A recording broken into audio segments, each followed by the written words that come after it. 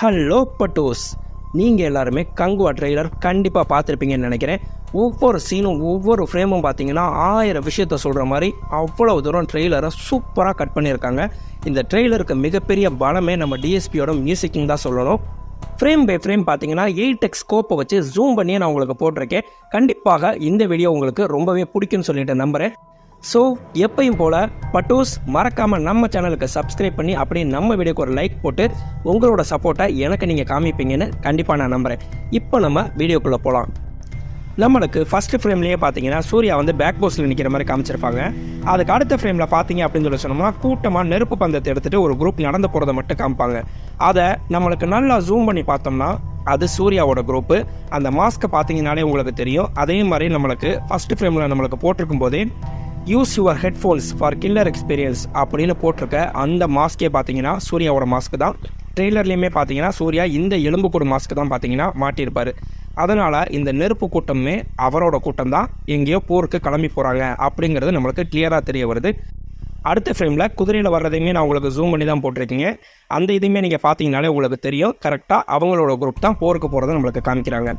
அதுக்கு அடுத்து இருக்க இந்த ஃப்ரேமில் பார்த்தீங்க அப்படின்னு சொல்லி சொன்னோம்னா நம்மளுக்கு அந்த காலத்து அரசர்கள், அதுவும் பார்த்தீங்கன்னா வெள்ளைக்கார அரசர்கள் போட்டிருக்கக்கூடிய ஒரு கவசத்தை போட்டு தான் இவர் இங்கே நிற்கிறாரு. கண்டிப்பாக வெள்ளைக்காரவங்க தான். அதே மாதிரி பார்த்தீங்கன்னா சைடில் ஃபுல்லாக பார்த்தீங்கன்னா தலையை துண்டாக வெட்டி நம்மளுக்கு ஈட்டியில் ஊண்டி ஊண்டி வச்சுருக்கதை காமிக்கிறாங்க. அப்படின்னா மிக கொடுமையான முறையில் மக்களை கொலை பண்ணி அவங்க தலையை வெட்டி இங்கே மாட்டி வச்சுருக்காங்க. அப்படின்னா எனக்கு தெரிஞ்சு இவங்க ரோம் நாட்டிலேருந்து நம்ம நாட்டை படையெடுக்க வந்தவங்களா இருக்கலாம் அப்படின்னு சொல்லிட்டு எனக்கு தோணுது. அடுத்து பார்த்தீங்கன்னா கப்பல் படையெல்லாம் வர மாதிரி நம்மளுக்கு காமிக்கிறாங்க. அடுத்து இந்த ஃப்ரேமில் பார்த்தீங்க அப்படின்னு சொல்லி சொன்னோம்னா நம்மளுக்கு ஒரு மேப் காட்டுறாங்க.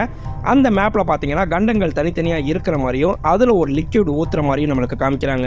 அந்த லிக்விட் ஊற்றுறதுக்கு அர்த்தம் என்னமா இருக்கும்னா கண்டிப்பாக இந்த இடம் ஃபுல்லாக இரத்தக்காடை ஆக போகுது அப்படிங்கிறத சிம்பாலிக்காக நம்மளுக்கு காமிக்கிறதுக்காக இந்த லிக்விட் ஊற்றுறதை காமிக்கிறாங்க. இந்த ஃபால்ஸ் விழுகிற சீனில் பார்த்தீங்கன்னா 2 பேர் நடந்து போகிறத மட்டும்தான் நம்மளுக்கு காமிச்சிருப்பாங்க. அதை நம்மளுக்கு வழக்கம் போல் ஜூம் பண்ணி பார்த்தோம்னா நடந்து போகிறது ஒரு யங்ஸ்டரும் ஒரு லேடியும். இது நடந்து போகிறது சூர்யா தானா அப்படின்னு சொல்லிட்டு கன்ஃபார்ம்டாக சொல்ல முடியல, ஏன்னா ரொம்பவே இந்த சீனில் வந்து பிளர் பண்ணி வச்சுருக்காங்க. ஆனால் இந்த லேடியை பார்த்தீங்கன்னா கண்டிப்பாக காப்பாற்றியே தீரணும் அப்படிங்கிறதுக்காக அவங்கள தனியாக காப்பாற்றி கூட்டிகிட்டு போகிறது நம்மளுக்கு தெரியுது. அடுத்து இந்த ஃப்ரேமில் பார்த்தீங்க அப்படின்னு சொல்லி சொன்னோம்னா நம்மளுக்கு பாபியோட இன்ட்ரோ சீனு. கரெக்டாக பார்த்தீங்கன்னா கழுதை பார்த்து கேட்குறாரு, விருந்துண்ண வாரீரோ அப்படின்னு சொல்லிட்டு. கரெக்டாக பார்த்தீங்கன்னா இவர் போருக்கு கிளம்புற ஒரு சீனாக இருக்குது. அதாவது போருக்கு இவர் கிளம்புறாருன்னா ஏகப்பட்ட உயிர்பலி ஏற்படும் அப்படிங்கிறதுக்காக அந்த பிணங்களை திங்கிறதுக்கு நீங்கள் வர்றீங்களா அப்படின்னு சொல்லிட்டு கேட்குறாங்க. அதே மாதிரி பார்த்தீங்கன்னா இந்த கூட்டமே பார்த்தீங்கன்னா அவுட் ஃபோக்கஸில் காமிச்சிருக்காங்க. அதை ஜூம் பண்ணி பார்த்தா இந்த மாஸ்க் எல்லாமே நம்மளுக்கு வித்தியாசமாக எருமை தலை உள்ள மாஸ்க் மாதிரி காமிக்கிறாங்க. அப்படின்னா இது நம்மளுக்கு பாபியோட டீமு. இதுக்கு நடுவில் ஒருத்தர் நிற்கிற மாதிரி காமிச்சது ஒருவேளை கார்த்தியா இருக்குமோ அப்படிங்கிறதுக்காக ஜூம் பண்ணி பார்த்தேன். ஆனால் அது வந்து பார்த்தீங்கன்னா நம்மளுக்கு பாபியோட ஆள் அப்படிங்கிறது எனக்கு அடுத்த ஃப்ரேம்லேயே தெரிஞ்சிருச்சு. இந்த இடத்துல பார்த்தீங்கன்னா நம்மளுக்கு இந்த பாகுபலியில் காட்டுவாங்களே, சண்டை போடுறதுக்கு முன்னாடி ஒரு இடத்துல பலி கொடுத்துட்டு அதுக்கப்புறம் எல்லாரும் கூட்டம் போட்டுட்டு கிளம்புற மாதிரி, அந்த மாதிரி கூட்டமாக நிற்கிற ஃப்ரேமு அங்கே வந்து செலிப்ரேஷனாக கொண்டாடுறாங்க. அந்த இடத்துல எல்லாருமே வணங்கி கும்பிட்றத பார்த்தீங்கன்னா நான் உங்களுக்கு ஜூம் பண்ணி காமிச்சிருக்கேன். அந்த கூட்டம் பாபியோட கூட்டம் தான் அப்படின்னு சொல்லி எதை வச்சு சொல்கிறேன்னா நம்மளுக்கு இந்த ஃப்ரேமில் ஜூம் பண்ணி பார்க்கும்போது பார்த்தீங்கன்னா பின்னாடி நம்மளுக்கு ஒரு முள்ளும் மரம் மாதிரி நம்மளுக்கு காமிக்கிது. அதே மாதிரி அடுத்து இந்த ஃப்ரேமில் பாருங்கள், நம்ம பாபி உட்கார்ந்துருக்கும் போது கரெக்டாக அவருக்கு பின்னாடி இருக்கிறது அதே முள்ளும் மரம் தான். அதனால் இது கண்டிப்பாக பாபியோட கூட்டம் தான். அதே மாதிரி இந்த ஃப்ரேமில் பாருங்கள், நம்மளுக்கு பாபியோட தளபதிகள் மாதிரி அதாவது 3 பேர் காமிக்கிறாங்க. அதில் பார்த்தீங்கன்னா ஒரு 2 பேர் முக்கியமாக தெரியுது. இவங்க 2 பேர் எனக்கு தெரிஞ்சு பாபியோட சகோதரர்களாக இருக்க வாய்ப்பு இருக்குது. இதில் ஒருத்தர் தான் பார்த்தீங்கன்னா நம்மளுக்கு ஒரு ஃப்ரேமில் சூர்யாவோட மாசாக ஃபைட் பண்ணுற மாதிரியே காமிச்சிருப்பாங்க.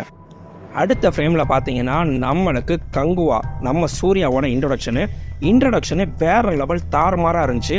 அதில் நம்மளுக்கு சூப்பரான விஷயம் என்னென்னா நம்மளுக்கு ஏற்கனவே கிளிம்ஸியில் காட்டும் போதே அவர் ஒரு கழுகு வளர்க்குற மாதிரி காமிச்சிருப்பாங்க. ஆனால் அந்த கழுகு எந்த அளவுக்கு அவர் ட்ரைனிங் கொடுத்து வச்சுருக்காருன்னா சண்டேல அவருக்காக கத்தியே எடுத்துகிட்டு வந்து கரெக்டாக அவர் கையில் தூக்கி எரிஞ்சிட்டு போகிற மாதிரி நம்மளுக்கு காமிக்கிறாங்க. இந்த ஃப்ரேமில் பார்த்தீங்கன்னா அந்த கத்தியை எடுத்து கரெக்டாக எதுக்கிறக்கவனா ஒரே சொருகிறாரு. அப்படின்னா கண்டிப்பாக இந்த படத்தில் கழுகுக்குமே ஒரு நல்ல ரோல் கொடுத்துருக்காங்க. அதே மாதிரி அடுத்து இந்த ஃப்ரேம் பார்த்தீங்கன்னா நம்ம ஏற்கனவே சொன்ன மாதிரி அந்த ரோம் நாட்டு அரசர் அவங்களோட கூட்டம் மாதிரி காட்டுறாங்க இல்லையா, அவங்க கப்பலில் இருக்க மாதிரி நம்மளுக்கு காமிக்கிறாங்க. எதுக்கு மண்டி போட்டு இருக்கவருக்கு இவர் தங்க காசாக பார்த்தீங்கன்னா கையில் அள்ளி வாரி கொடுக்குறாரு. அந்த காசுமே பார்த்தீங்கன்னா ஃபுல்லாகவே ரத்தமாக இருக்குது. நம்மளுக்கு இந்த தங்க காசை அந்த ரோம் வீரர்கள்ட்ட இருந்து வாங்குறது யாருன்னு பார்த்தீங்கன்னா அது நம்ம நட்டி தான். நம்மளுக்கு நட்டி ஒரு சிறந்த ஆக்டராக இருந்தாலும் முக்கால்வாசி அவருக்கு நெகட்டிவ் ஷேடோவில் கேரக்டராக தான் வருது. இந்த படத்துலையுமே பார்த்தீங்கன்னா நம்மளுக்கு சூர்யாவோட கேங்கில் இருக்கவராக இருந்து அந்த வீரர்களை ஏமாற்றி இவங்ககிட்ட வந்து பலி கொடுத்ததுக்காக பார்த்தீங்கன்னா இவங்களுக்கு இந்த தங்க காசு கிடச்சிருக்குன்னு நினைக்கிறேன். அதே மாதிரி பின்னாடி பார்த்தீங்கன்னா நம்மளுக்கு போஸ் வெங்கட் மாதிரி தெரியுது. அவருமே பார்த்தீங்கன்னா ரோம் வீரர்களோட ட்ரெஸ்ஸில் இல்லை. அப்படின்னா அவருமே நம்மளுக்கு இந்த கூட்டத்தை சேர்ந்தவங்களாக தான் இருக்கணும். அந்த ஃப்ரேமை நம்மளுக்கு லைட்டாக ஜூம் பண்ணி பார்த்தோம்னா சைடில் 2 வீரர்கள் பார்த்தீங்கன்னா ஒரு சாக்கில் வச்சு இழுத்துட்டு போகிறாங்க. அந்த சாக்கு ஃபுல்லாக கையாக இருக்குது. அதுக்கு அடுத்த ஃப்ரேம் பார்த்தீங்கன்னா உண்மையிலே ரொம்ப கொடுமையாக இருந்துச்சு, மனசு கஷ்டமாக இருந்துச்சு. அப்படியே அந்த கையை ஃபுல்லாக தண்ணிக்குள்ளே போகிற மாதிரி காமிச்சாங்க. வெறும் கையாக வெட்டி எடுத்திருக்காங்க அப்படின்னு சொல்லி சொன்னோம்னா எந்த அளவுக்கு அவங்கள கொடுமைப்படுத்தணும் அப்படிங்கிறதுக்காக கையை வெட்டி இப்படி தண்ணிக்குள்ளே எரிஞ்சிருப்பாங்க கடலுக்குள்ளே அப்படிங்கிறத பாருங்கள். அடுத்து இந்த ஃப்ரேமில் பார்த்தீங்கன்னா நம்மளுக்கு கருணாஸை காட்டுறாங்க. கண்டிப்பாக கருணாஸுக்கு இந்த படத்தில் ஒரு முக்கியமான ரோலாக இருக்கும். எனக்கு தெரிஞ்ச அந்த ரோல் என்னவா இருக்கும்னா கண்டிப்பாக நம்ம சூர்யாவோட தளபதி ரோலா, அதாவது சூர்யாவை எடுத்து வளர்த்தவரா இவர் இருக்கலாம் அப்படிங்கிறது எனக்கு தோணுது. ஏன்னா அதே மாதிரி புலிநொகை எல்லாமே இவரும் கழுத்தில் மாட்டியிருக்காரு. எனக்கு தெரிஞ்சு சூர்யாவோட வலது கையா தளபதி ரோலில் சூர்யாவையே வளர்த்தவரா இவர் இருக்கணும் அப்படிங்கிறது என்னோட கெஸ்ஸிங்கு. அடுத்த ஃப்ரேமில் இந்த வில்லனை பார்த்தீங்கன்னா நம்மளுக்கு செம மாசாக காட்டுறாங்க. 10 என்றதுக்குள்ளே நம்மளுக்கு இங்கே கங்குவா இருக்கணும் அப்படிங்கிற டயலாக்கே ஒரு தூய்மையான தமிழில் சொன்னால் எப்படி இருக்குங்கிறத சூப்பராக காமிச்சிருக்காங்க. அடுத்து நம்மளுக்கு கங்குவாவோட மாசான இன்ட்ரொடக்ஷன் காட்டுறாங்க. அவர் கையில் ஃபுல்லாகவே பார்த்தீங்கன்னா சின்ன சின்னதாக நம்மளுக்கு வரி வரியாக நம்மளுக்கு தழும்பு இருக்க மாதிரி காட்டுறாங்க. இது எல்லாமே இவர் ஒவ்வொரு போரில் ஜெயிக்கும் போதும் ஒவ்வொரு அச்சா போட்டுக்கிட்டதாக இருக்கும்.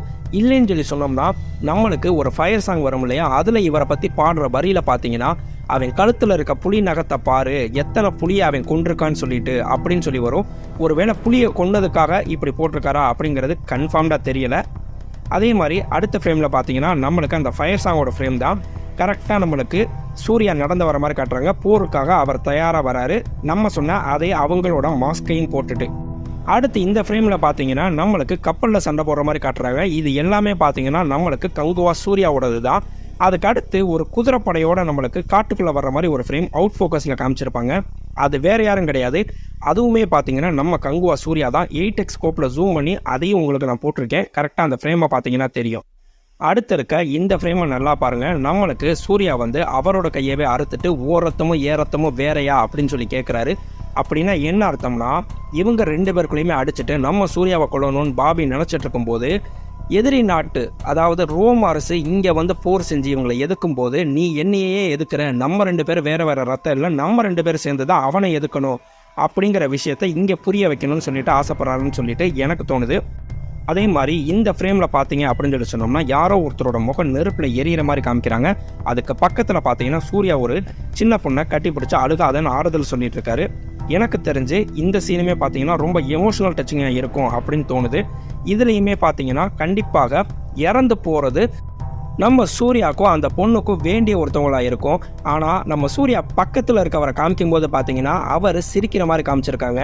ஆனால் அவர் வெள்ளைக்காரன் உடையிலையும் இல்லை. அப்படிங்கிறப்ப 2 விஷயம் இருக்கணும். ஒன்று, இவங்களுக்கு நடுவில் நம்ம சூர்யாவும் அவங்களோட உறவுக்காரங்களும் மாட்டியிருக்கலாம். இல்லையா ஷூட்டிங் எடுக்கிறத கரெக்டாக கவனிக்காமல் அவர் பக்கத்தில் நின்று சிரிச்சிட்டு இருந்தாரா அப்படின்னு சொல்லிட்டு எனக்கு தெரியலை. உங்களுக்கு என்ன தோணுது அப்படிங்கிறதையும் மறக்காமல் கமெண்ட்டில் சொல்லுங்கள்.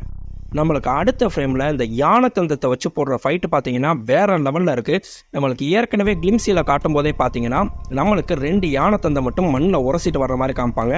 ஆக்சுவலாக யானையை வச்சு ஃபைட் இருக்கும் அப்படின்னு சொல்லிட்டு அப்பயே கெஸ் பண்ணியிருந்தேன். ஆனால் கரெக்டாக இந்த சீனை வச்சு பார்க்கும்போது அந்த யானை தந்தம் இவர் கையில் மாட்டிட்டு போடுற ஃபைட்டு தான் அப்படிங்கிறது தெரிய வருது. ஆனால் யானை மேலே வச்சு ஃபைட்டு கண்டிப்பாக இருக்குது. ஏன்னா நம்மளுக்கு ட்ரெய்லர்லேயே அந்த சீனையும் நம்மளுக்கு காமிச்சிருக்காங்க. அதே மாதிரி இந்த ஃப்ரேமில் நம்மளுக்கு சூர்யா கத்தியை வச்சுட்டு பேசுகிற டயலாக்கு செம மாசாக இருக்கும்.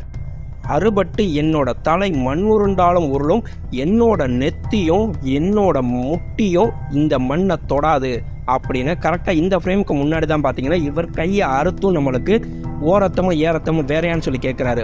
அப்படின்னா என்னன்னா 2 பேரும் ஒன்றுனா நீ எனக்கு கீழே இருக்கணும், ஏன் முன்னாடி மண்டியிடு அப்படின்னு சொல்லிட்டு நம்ம பாபி கேட்டிருக்கணும். அதுக்கு இவர் இல்லை என்னால் முடியாது அப்படின்னு சொல்லிட்டு இப்படி ஒரு மாசான டயலாக சொல்லியிருக்காருன்னு எனக்கு தோணுது. அதே மாதிரி இந்த ஃப்ரேமில் பார்த்தீங்கன்னா ஒரு நிறைய படிக்கட்டுள்ள ஒரு கோபுரத்தோட உச்சியில் போய் உட்கார்றதுக்காக நடந்து போகிற மாதிரி காட்டுறாங்க. ஆக்சுவலாக இதில் நடந்து போகும்போதே நல்லா ஜூம் பண்ணி பார்த்தோம்னா இன்னொருத்தர் அப்படியே மெல்ல அடிபட்டு ரத்த வெள்ளத்தில் அப்படியே தவந்த அந்த படியில் இவருக்கு முன்னாடி ஏறிட்டு இருக்க மாதிரி காட்டுது. இதில் நடந்து ஏறுறது யார், நம்மளுக்கு அப்படி படுத்துக்கிட்டே ஏறுறது யாருன்னு கன்ஃபார்மாக சொல்ல முடியல. ஏன்னா நம்மளுக்கு பாபி பார்த்தீங்கன்னா இதுக்கு முன்னாடி ஃப்ரேமில் இதே இதில் படியில் கத்தியோடு ஏறுற மாதிரி காமிப்பாங்க.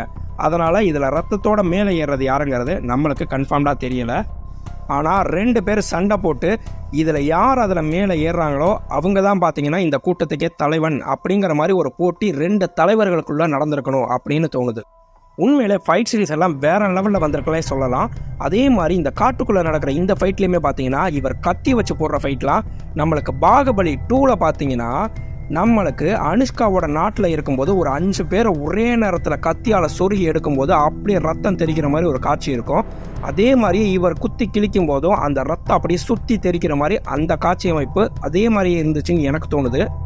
அதே மாதிரி அம்பில் கரெக்டாக பாம்பை வச்சு இவங்க விடுற சீனுமே பார்த்தீங்கன்னா நம்மளுக்கு பாகுபலியோட ஃபர்ஸ்ட் பார்ட்டில் தமனா மேலே இவர் ஒரு பாம்பை விட்டுட்டு படம் வரைகிற மாதிரி நம்மளுக்கு காமிச்சிருப்பாங்க. அப்போ பார்த்தீங்கன்னா கரெக்டாக நம்மளுக்கு தமனை கை விரல ஆட்டி அந்த அம்பு நுனிக்கு பாம்பை வர வச்சு சல்லுன்னு விடுவாங்க. கிட்டத்தட்ட அதை அப்படியே எடுத்த மாதிரி தான் எனக்கு தோணுச்சு. அதே மாதிரி இந்த ஃப்ரேமில் பார்த்தீங்கன்னா நம்மளுக்கு நெருப்பு பந்தை எரிஞ்சு சூர்யா சொன்ன உடனே டக்கு டக்கு டக்குன்னு போடுற மாதிரி காட்டுறாங்க. ஆனால் இது பார்த்தீங்கன்னா வெள்ளைக்காரங்க கூட நடக்கிற ஃபைட்டு கிடையாது, கண்டிப்பாக பாபியோட கூட்டத்தோடு தான் நடக்கிற ஃபைட்டு. ஏன்னா இந்த எதுக்கு வர கூட்டத்தை பார்த்தீங்க அப்படின்னாலே உங்களுக்கு தெரியும், நான் கரெக்டாக ஜூம் பண்ணி காமிச்சிருக்கேன். இது வெள்ளைக்காரங்க கூட்டம் கிடையாது, பாபியோட கூட்டம் தான்.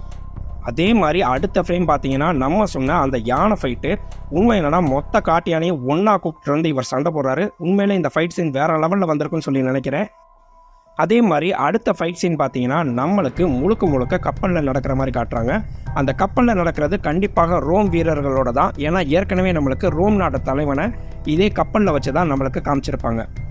இதுக்கு அடுத்த ஃப்ரேமில் பார்த்தீங்கன்னா நான் சொன்ன மாதிரி நம்மளுக்கு பாபியோட தம்பி கேரக்டராக இருக்கக்கூடியவர் நம்ம சூர்யாவோட மாசான ஃபைட் பண்ணுற மாதிரி காட்டுறாங்க. ஒரே சொருகா மனுஷன் கழுத்தில் ஏற்றிட்டாரு. அப்படின்னா நான் சொன்ன மாதிரி கண்டிப்பாக தளபதி கேரக்டராக இல்லாமல் பாபியோட தம்பி கேரக்டராக தான் இருக்கணும். அப்பா அதே மாதிரி வேற லெவல் அப்படின்னு சொல்லி சொன்னோம்னா நம்மளுக்கு இந்த குரோக்கடைல் சீன் தான். உண்மை என்னன்னா அந்த முதலையை காட்டும் போதே நம்மளுக்கு வேற லெவலில் காமிக்கிறாங்கன்னு சொல்லி பார்த்தா அதுக்கு கீழே இருந்து நம்ம கங்குவா எந்திரிக்கும் போது அப்பா சாமி தூக்கி எறிவார் பாருங்க. உண்மையிலே விஎஃப்எக்ஸ்லாம் சூப்பராக இருக்குங்க. எனக்கு தெரிஞ்சு ஒரு பெஸ்ட் தியரிட்டிக்கல் எக்ஸ்பீரியன்ஸ் இந்த படம் கொடுக்குன்னு சொல்லி நான் நம்புகிறேன். நண்பா இது எல்லாத்தையும் விட இந்த லாஸ்ட் ஃப்ரேம் நம்மளுக்கு பார்த்தீங்கன்னா மண்டை ஓட்டோட மாசாக காட்டுறாங்க. அதுவும் வெள்ளை கலர் குதிரையில் வர்ற மாதிரி காட்டுறாங்க. நம்மளுக்கு இந்த அளவுக்கு மாசாக காமிச்சு ஃபேஸை பிளர் பண்ணி வச்சுருக்காங்கன்னா கண்டிப்பாக இது கார்த்தியாக தான் இருக்கும். ஏன்னா நம்மளுக்கு ஏற்கனவே சொல்லியிருக்காங்க கார்த்தி இதில் கேமியோ ரோல் பண்ணுறாருங்கிறப்ப கண்டிப்பாக இந்த கேரக்டர் தான் கார்த்தியாக இருக்கும்னு சொல்லிட்டு எனக்கு தோணுது. அதே மாதிரி எனக்கு இந்த ட்ரெய்லரில் இருக்க சில டவுட்ஸையும் சொல்கிறேன், உங்களுக்கு என்ன தோணுச்சு அப்படிங்கிறத சொல்லுங்கள். நம்மளுக்கு ஆல்ரெடி பார்த்தீங்கன்னா கங்குவாவோட ஃபர்ஸ்ட் லுக் செகண்ட் லுக்கில் நீங்கள் பார்த்துருப்பீங்கன்னு சொல்லி நினைக்கிறேன். நம்மளுக்கு அதில் 2 சூர்யாவை காமிச்சிருக்காங்க. அதில் ஒரு சூர்யா பார்த்தீங்கன்னா இந்த ராஜா காலத்து கெட்டப்பில் குதிரை கெட்டப்பில் இருக்கிற மாதிரியும், இன்னொரு சூர்யா பார்த்தீங்கன்னா நம்மளுக்கு மாடர்னில் அதாவது ஃபியூச்சர் ஸ்டேஜில் இருக்கிற மாதிரியும் நம்மளுக்கு காமிச்சிருப்பாங்க. ஆனால் இப்போ இருக்க ட்ரெய்லரில் பார்த்தீங்கன்னா நம்மளுக்கு அதுக்கான எந்தவித சீனுமே நம்மளுக்கு வைக்கலை. அதே மாதிரி இன்னொரு டவுட் என்னன்னு சொல்லி பார்த்தீங்கன்னா நம்மளுக்கு இப்போ உள்ள இந்த குதிரையில் வர்ற சூர்யா நெருப்பாகவும், நம்மளுக்கு ஃபியூச்சரில் இருக்க சூர்யா நம்மளுக்கு ப்ளூ கலரில் நீர் மாதிரியும் நம்மளுக்கு காமிச்சிருக்காங்க. ஒருவேளை நம்ம கெஸ் பண்ண ஸ்டோரி என்னன்னா நம்மளுக்கு அந்த காலத்தில் நடந்த ஒரு விஷயத்தை 7ஆம் அறிவு மாதிரி ஃப்ளாஷ்பேக்கில் கொண்டு வந்து காமிச்சிட்டு அந்த சூர்யா இப்போ பழி வாங்கிறதுக்காக மறுபடியும் வந்தாரா, இல்லை அவரோட நினைவுகள் இவர் பழி வாங்குற மாதிரி காமிப்பாங்களா, இல்லை டைம் ட்ராவல் மாதிரி ஏதாவது காமிக்க போகிறாங்களா அப்படிங்கிற மாதிரி ஏகப்பட்ட விஷயம் இருந்துச்சு. ஆனால் இந்த மாதிரி எந்த ஒரு விஷயமே நம்மளுக்கு இப்போ இந்த ட்ரெய்லரில் வைக்கலை. ஒருவேளை நம்மளை மாதிரி கிறுக்கங்க விட்டால் கதையை எழுதி முடிச்சிருவாங்க அப்படிங்கிறதுக்காக அந்த சீன்லாம் வைக்காமல் விட்டாங்களா, இல்லை அந்த சீனையை எடுத்துட்டாங்களா, ஸ்டோரியவே மாற்றிட்டாங்களா அப்படிங்கிறது கன்ஃபார்ம்டாக தெரியலை. ஆனால் எனக்கு தெரிஞ்சு இந்த படத்தோட ஸ்டோரி என்னவாக இருக்கும் அப்படின்னு என்னோட கெஸ்ஸிங்னா நம்மளுக்கு நம்ம கங்குவா சூர்யா பார்த்தீங்கன்னா படையாச்சி அப்படிங்கிற ஒரு ஊருக்கு தலைவராக இருக்கிறதாவும், நம்மளுக்கு பாபி இவங்களோட கூட்டத்தை அழிச்சிட்டு இவங்களோட கூட்டத்துக்கு தலைவன் ஆகணும் அப்படிங்கிறதுக்காக போராடுறதுக்காக 2 பேருக்கு இடையில போர் வர்றதா இருக்கும் அப்படின்னு சொல்லி தோணுது. அதே மாதிரி பார்த்தீங்கன்னா 2 பேருமே ஏதோ ஒரு வகையில் உறவுக்காரங்களாகவும் இருக்கணும். நம்ம கங்குவாவை எதுக்கிறதுக்காக இவங்க ரோம் வீரர்களோட கூட்டு வச்சு நம்ம கங்குவாக்கு துரோகம் பண்ணி அவரை கொண்டிருக்கணும். அதுக்கு பழி வாங்கிறதுக்காக தம் மக்களை கொன்னதுக்காகவும் தான் நம்மளுக்கு எதிர்காலத்தை இவர் மறுபடியும் பார்த்தீங்கன்னா அதே நம்மளுக்கு பாவியை பழி வாங்கிறதுக்காக இவர் மறுபிறப்பு எடுத்து வந்திருக்காரோ அப்படின்னு சொல்லிட்டு எனக்கு தோணுச்சு இந்த படத்தோட கதை. உங்களுக்கு என்ன தோணுது? ஒருவேளை இப்படி இருக்கும்னு சொல்லி நீங்கள் நினைக்கிறீங்களா அப்படிங்கிறத மட்டும் மறக்காமல் கமெண்ட் பண்ணுங்கள் நண்பா. ஆனால் கண்டிப்பாக இந்த படம் ஒரு மாஸ் ஹிட் அடிக்கும் அப்படின்னு சொல்லிட்டு எனக்கு தோணுது. ஓகே பட்டோஸ், இந்த வீடியோ பிடிச்சிருந்துச்சுன்னா மறக்காமல் நம்ம சேனலுக்கு சப்ஸ்கிரைப் பண்ணி அப்படியே நம்ம வீடியோக்கு ஒரு லைக்கும் போட்டுருங்க நண்பா. மறுபடியும் அடுத்து ஒரு நல்ல வீடியோவில் உங்களை நான் சந்திக்கிறேன். Love you all.